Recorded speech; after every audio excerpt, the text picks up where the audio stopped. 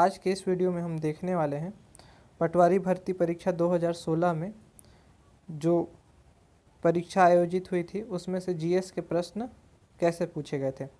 पहला प्रश्न है, भारत में व्यय प्रबंधन आयोग गठित करने का उद्देश्य क्या नहीं है। जो भी नहीं वाले प्रश्न आएंगे उनको एक बार आप अंडरलाइन करके दोबारा से उस प्रश्न को पढ़िएगा, इससे गलती होने की संभावना कम हो जाती है। तो इस प्रश्न का सही उत्तर है सरकार की आय में वृद्धि करना। भारत में व्यय प्रबंधन आयोग गठित करने का उद्देश्य यह नहीं था। अगले प्रश्न की ओर बढ़ते हैं। क्वेश्चन नंबर 87, भारत में वर्ष 2014-15 में किसकी राज्य सहायता घटी है। तो देखिए, यह उस समय के लिए तो इम्पोर्टेंट क्वेश्चन हो सकता है 2016 के लिए, लेकिन अभी जो परीक्षा होगी उसमें अभी के इकोनॉमिक सर्वे से प्रश्न पूछा जाएगा, इसलिए उतना इम्पोर्टेंट क्वेश्चन नहीं है। फिर भी इसका आंसर आप जानने के लिए देख सकते हैं। इसका सही आंसर है option C, petrol. Question number 88, Bharat में किसे वित्तीय समावेशन योजना के रूप में जाना जाता है। तो आप सभी को याद होगा जब 2014 में नई सरकार चुन के आई थी तो प्रधानमंत्री जनधन योजना, जो कि अभी भी काफ़ी पॉपुलर स्कीम है, इसको शुरू किया गया था। इससे एक क्वेश्चन हमेशा बन भी सकता है, कई बार पूछ लिया जाता है कि वर्तमान में प्रधानमंत्री जनधन खातों की संख्या कितनी है। इसको आप तैयार कर लीजिएगा। प्रधानमंत्री जनधन योजना लागू कब से हुई थी, तो इसको आप नोट भी कर सकते हैं। प्रधानमंत्री जनधन योजना 28 अगस्त 2014 से पूरे भारत में लागू की गई थी। ऑप्शन का सही आंसर है, इस प्रश्न का सही उत्तर है ऑप्शन ए, प्रधानमंत्री जनधन योजना। क्वेश्चन नंबर 89, वर्ष 2020 में कौन सा राज्य भारत की जनसंख्या की औसत आयु से आगे अधिक होगा। इस प्रश्न का सही उत्तर है केरल, तमिलनाडु, हिमाचल प्रदेश, यानी कि ऑप्शन डी, उपर्युक्त सभी। क्वेश्चन 90, वर्ष 2021 तक वैश्विक तापमान को 2 डिग्री सेंटीग्रेड से कम बनाए रखने के लिए विश्व कितना गीगाटन कार्बन डाइऑक्साइड उत्सर्जन कर सकता है। इस प्रश्न का सही उत्तर है option B, 2900 gigatonne. Question number 91, कथन, कोयला आधारित थर्मल पावर प्लांट्स के कारण अम्ल वर्षा होती है। कारण, कोयले के दहन से कार्बन के ऑक्साइड मुक्त होते हैं। इस प्रश्न का सही उत्तर है ऑप्शन बी, दोनों कथन ए एवं कारण सत्य हैं एवं कारण आर कथन ए की सही व्याख्या नहीं कर सकता है। आप अच्छे से इस प्रश्न को देखिए। कोयला आधारित थर्मल पावर प्लांट्स के कारण अम्ल वर्षा होती है, यह कथन सत्य है। कोयले के दहन से कार्बन के ऑक्साइड मुक्त होते हैं, यह भी कथन सत्य है।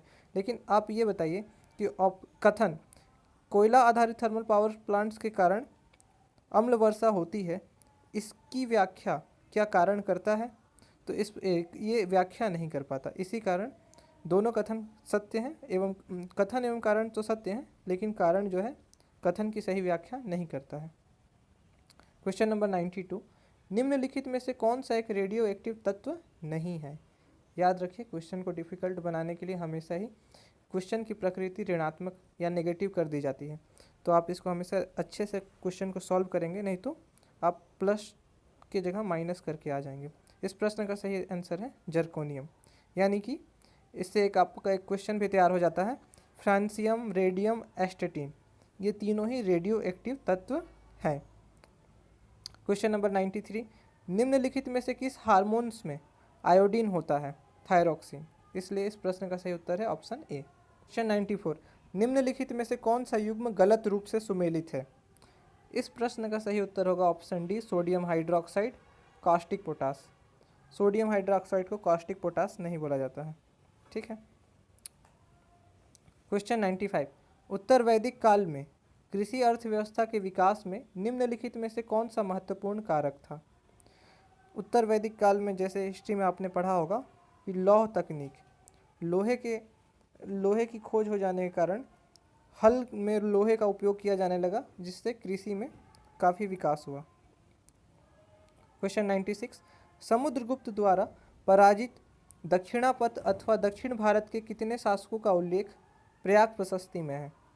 तो इस प्रश्न का सही उत्तर है 12, यानी कि ऑप्शन सी सही आंसर है। प्रयाग प्रशस्ति से लगभग देखा गया है कि ज़्यादातर एग्जाम में क्वेश्चन पूछा जाता है, इसलिए एक बार प्रयाग प्रशस्ति को तैयार कर लीजिएगा। 97, दिल्ली सल्तनत के विघटन का लाभ उठाकर निम्नलिखित में से किस राजवंश ने जौनपुर में अपने स्वतंत्र राज्य की स्थापना की। इस प्रश्न का सही उत्तर है सरकी वंश, यानी कि ऑप्शन ए। मुगल साम्राज्य के विघटन का लाभ उठाते हुए इनमें से किसने एक स्वतंत्र राज्य अवध की स्थापना की? तो जो अवध की स्थापना की थी उसका नाम था सआदत खां, इसलिए इस प्रश्न का सही उत्तर हो जाएगा ऑप्शन ए। क्वेश्चन 99, 1905 में भारतीय राष्ट्रीय कांग्रेस के बनारस अधिवेशन में इनमें से किसने सर्वप्रथम स्वराज्य की मांग उठाई थी? सही उत्तर है गोपाल कृष्ण गोखले। इनमें से किसके नेतृत्व में 1921 के उत्तरार्ध में असहयोग आंदोलन के दौरान संयुक्त प्रांत में एका आंदोलन का सूत्रपात हुआ? सही आंसर इसका मदारी पासी, यानी कि ऑप्शन बी। क्वेश्चन नंबर 101, युवाओं, कृषकों और कामगारों में राष्ट्रीय चेतना को जगाने हेतु भगत सिंह ने 1926 में निम्नलिखित में से कौन सा संगठन स्थापित किया था? नौजवान भारत सभा की स्थापना की थी उन्होंने, इसलिए इसका सही आंसर जाएगा ऑप्शन सी। निम्नलिखित में से किस प्रकार की तरंगों का प्रयोग रात में देखने वाले नाइट विजन कैमरे में होता है? तो नाइट विजन कैमरे में अवरक्त तरंगों का उपयोग होता है, इसका सही आंसर होगा ऑप्शन सी। मंगलोर बंदरगाह से किस खनन क्षेत्र का लौह अयस्क निर्यात होता है? कुद्रेमुख इसका सही आंसर है। आप लोग कमेंट सेक्शन में बताएंगे कि मंगलोर किस राज्य में स्थित है। क्वेश्चन नंबर 104, नर्मदा एवं ताप्ती नदियों के मध्य कौन सा पर्वत माला अवस्थित है? सही आंसर है सतपुड़ा। नर्मदा एवं तापी नदियों के मध्य सतपुड़ा अवस्थित है। क्वेश्चन नंबर 105, इनमें से कौन सी नदी दरार घाटी से होकर बहती है? दरार घाटी कहने इसको भ्रंश घाटी भी कहा जाता है, तो जैसे इसका सही आंसर है नर्मदा। और अन्य दो महत्वपूर्ण नदियां भी हैं जिनसे हमेशा पूछ लिया जाता है भ्रंश घाटी में कौन बहता है। नर्मदा पश्चिम की ओर भ्रंश घाटी में बहती है, और ताप्ती नदी भी भ्रंश घाटी में होकर बहती है, और पूर्व की ओर बहने वाली नदी जो है दामोदर नदी। तो तीनों ही नदी जो है भ्रंश घाटी से होकर बहती हैं, तो इसको आप याद कर लीजिएगा। चेरापूंजी निम्नलिखित में से किस पहाड़ी पर स्थित है? खासी पहाड़ी पर स्थित है। एक चीज़ आप देखे होंगे कि यह पटवारी के एग्ज़ाम 2016 में लिया गया था। CGPSC के एग्ज़ाम में भी पूछा गया है, चेरापूंजी से लेकर 2020 या 21 के प्री में पूछा गया है। तो प्रीवियस ईयर से क्वेश्चन रिपीट होते हैं, तो अच्छे से आप प्रीवियस ईयर को स्टडी कीजिएगा। जोग जलप्रपात किस नदी पर बना है? जोग जलप्रपात है शरावती नदी पर बना है। आप लोग ये बताएंगे शरावती नदी कहाँ से होकर बहती है और जोग जलप्रपात कहाँ स्थित है? जम्मू को श्रीनगर से जोड़ने वाला दर्रा कौन सा है? सही आंसर है इसका ऑप्शन डी, बनिहाल दर्रा। चिल्का झील किस राज्य में स्थित है? ओडिशा में स्थित है चिल्का झील, और चिल्का झील पूरे भारत में, एशिया में खारे पानी की सबसे बड़ी झील में से एक है। बल्ब के फूटने से जोर से आवाज़ होती है, ऐसा इसलिए होता है। इस प्रश्न को व्यापम ने विलोपित कर दिया, इसलिए इस प्रश्न का उत्तर नहीं बता रहे हैं। अगला प्रश्न है, विधान परिषद की रचना के विषय में सही क्या है? स्टेटमेंट दिया गया है, जैसा कि पॉलिटी का प्रश्न है, और देखा गया है कि व्यापम में पॉलिटी का क्वेश्चन थोड़ा अच्छे स्टैंडर्ड का पूछा जाता है, या फिर बोल सकते हैं थोड़ा कठिन होता है। इसमें कुल 8 स्टेटमेंट दिए गए हैं। पहला है विधान परिषद की रचना के लिए पूछा गया है। 1/3 सदस्य राज्यपाल द्वारा मनोनीत किए जाते हैं। 1/3 सदस्य विधानसभा द्वारा मनोनीत किए जाते हैं। 1/6 सदस्य स्नातकों द्वारा निर्वाचित किए जाते हैं। 1/12 सदस्य स्नातकों द्वारा निर्वाचित किए जाते हैं। 1/12 सदस्य शिक्षकों द्वारा निर्वाचित किए जाते हैं। 1/6 सदस्य शिक्षकों द्वारा निर्वाचित किए जा सकते हैं। 7वां स्टेटमेंट है समस्त सदस्य बहुमत से निर्वाचित किए जाते हैं। और 8वां स्टेटमेंट है अनुपातिक प्रतिनिधित्व प्रणाली द्वारा सदस्य निर्वाचित किए जाते हैं। प्रश्न का सही उत्तर है 2, 4, 5, 8, यानी कि दूसरा, चौथा और पांचवा, 8वां कथन सत्य है। 8वां देख लीजिए, अनुपातिक प्रतिनिधित्व प्रणाली द्वारा सदस्य निर्वाचित किए जाते हैं, क्योंकि आप देख रहे होंगे कि सभी का योगदान होता है निर्वाचन में। एक ही पक्ष विधान परिषद के सदस्यों का चुनाव नहीं करते हैं, तो यहाँ अनुपातिक प्रतिनिधित्व प्रणाली का उपयोग किया जाता है। 5वां कथन क्या कह रहा है? 1/12 सदस्य शिक्षकों द्वारा निर्वाचित किए जाते हैं, जो कि सही है। दूसरा और चौथा कथन, 1/3 सदस्य विधानसभा द्वारा निर्वाचित किए जाते हैं, सही है। चौथा, 1/12 सदस्य स्नातकों द्वारा निर्वाचित किए जाते हैं, तो यह भी सही है। इसलिए 2, 4, 5, 8 कथन सत्य हैं। विधान परिषद का कोई नामांकित सदस्य यदि सदन में अपने नामांकन के 6 माह बाद किसी राजनीतिक दल का सदस्य बनता है तो क्या होगा? इस प्रश्न का सही उत्तर है वह सदन की सदस्यता हेतु अयोग्य घोषित हो जाएगा। यदि विधानसभा के किसी सदस्य की अयोग्यता का कोई प्रश्न उठता है तो क्या होगा? विषय राज्यपाल को भेजा जाएगा, इसलिए इसका आंसर है ऑप्शन बी।